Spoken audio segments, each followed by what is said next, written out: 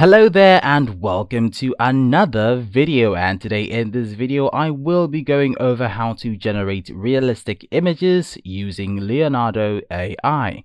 And if that sounds about right, then let's head right in. Alright, so the first thing you'd want to do is of course head over to Leonardo AI, and right here in the interface, in the homepage, I'll just click on image generation. Alright, so once we're in the page, what we're going to do here is to first of all, this is completely experimental, so we're going to be working with some prompts and just trying to see how we can generate realistic images with these prompts. So I have some of them here. You can create your own prompt, but the idea is they should be well detailed in order to make them realistic, and I'll just go over some tips on how best to go about the process.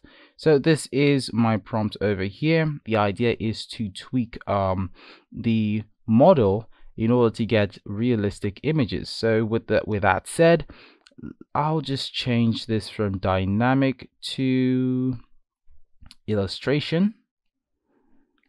Right, so we'll do that, and I'll just pick a different engine, a different model rather, and we'll just try to find something that actually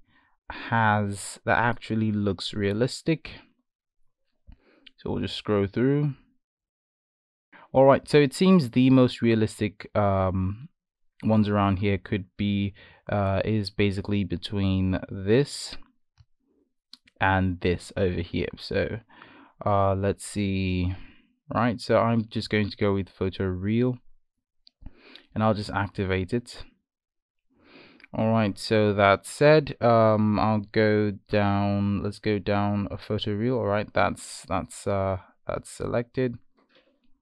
All right, so let's head over to image guidance, and well, I just want to delete this because we won't be working with image to image for this. So we'll work basically purely on prompts, and we'll just click over here to generate this.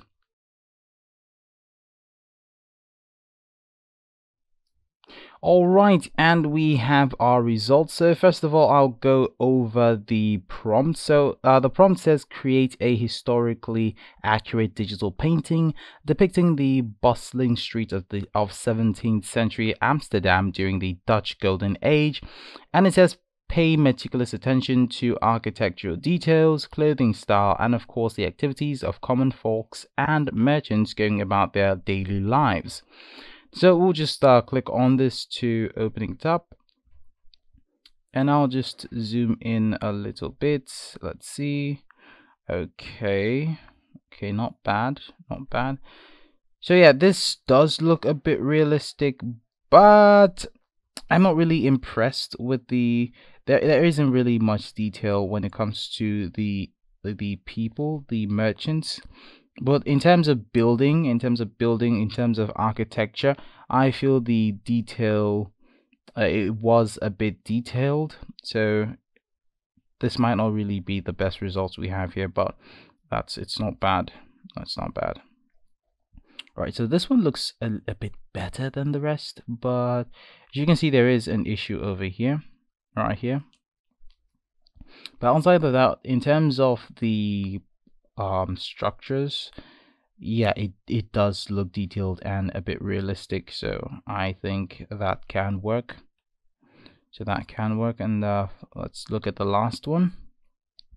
So I think this one actually this one actually looks okay in terms of the detail on most of the clothings.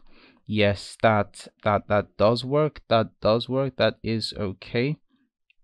But in terms of the people, the merchants, the people on the street, I can't really say they were detailed. So there are a lot of issues with their faces and generally trying to get their structure right. So there's an issue there, right? So we can of course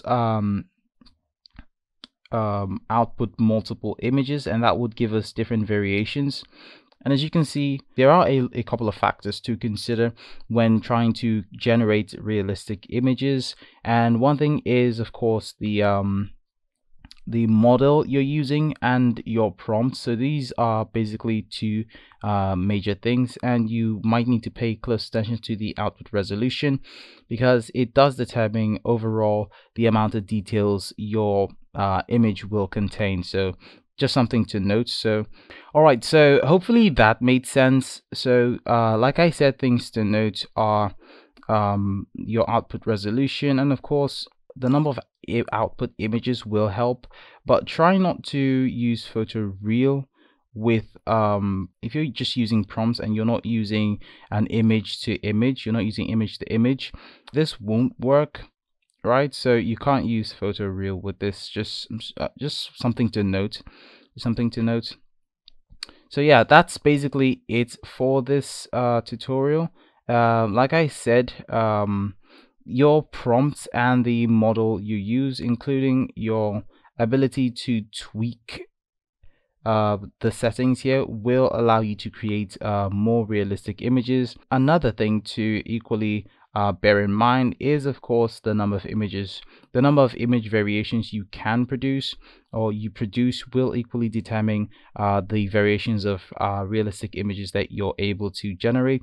Overall, I hope this tutorial helped. I will leave these in the description just so you can play around with them and see what works for you. All right, so that said, that is the end of this video, and I do hope this video helped you. If it did, do well to leave a like on the video, and of course, subscribe to this channel. I'll see you in another video.